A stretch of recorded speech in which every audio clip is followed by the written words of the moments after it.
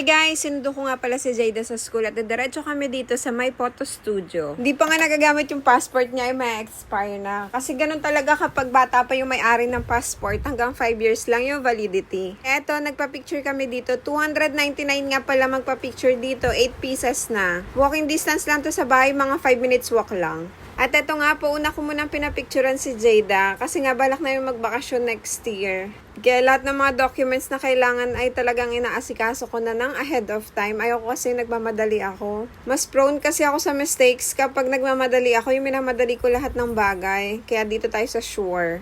So, ang una ko nga palang gagawin ay re-renew ko muna yung Taiwan passport ni Jada and then next naman ay dun sa Meco, re-renew ko din yung Philippine passport niya. May expire yung passport ni Jada ng July 2027, so re-renew ko na siya. Ayoko na kasing ma-hassle next year at may pasok na rin ako sa trabaho.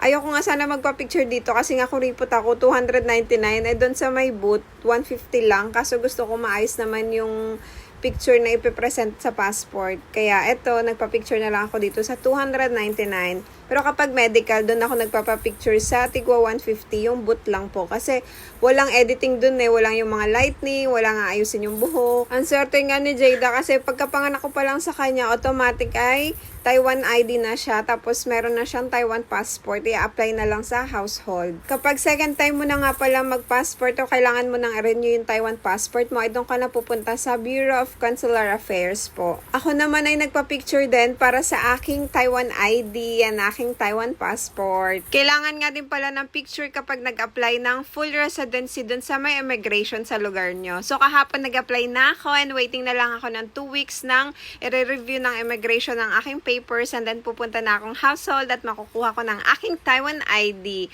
And then mag-apply na rin ako ng Taiwan passport and next naman ay aasikasuhin ko ang aking Philippine passport. So guys, lahat ng mga process ko ay puro ako lang nag-aasikaso. And then yung sa Pilipinas ay kailangan talaga mag-agent doon, gawa ngang may aasikasuhing papel. Pero dito sa Taiwan, ako lahat nag-asikaso ng papers ko. And then nagpa-picture nga din pala ako ng 2x2 na blue background kasi kailangan yun sa reacquisition ko sa Meco, yung pagbalik ko ng aking pagka-Pilipino. So bawal nga po pala yung sobrang light katulad ng white clothes and then yung naka-turtleneck ka, yung mga accessories mo, yung salamin. Bawal din naka-contact lens, tapos bawal din nakalabas yung ngipin pag ngumiti. Tapos dapat kita lahat ng features mo ng mukha mo. Dito nga po pala sa studio ay nagpiprint din sila ng mga picture na 4x6. Ayun yung mga prices nila. I-post nyo na lang po. Ang next nga po palang papipicturean namin ay si baby namin. Ayun nga, nakadoble ng damit kasi una naka-white clothes yan. Tapos sabi kumuha daw ng more dark na damit. Kaya si Jay ay umakyat ulit sa bahay.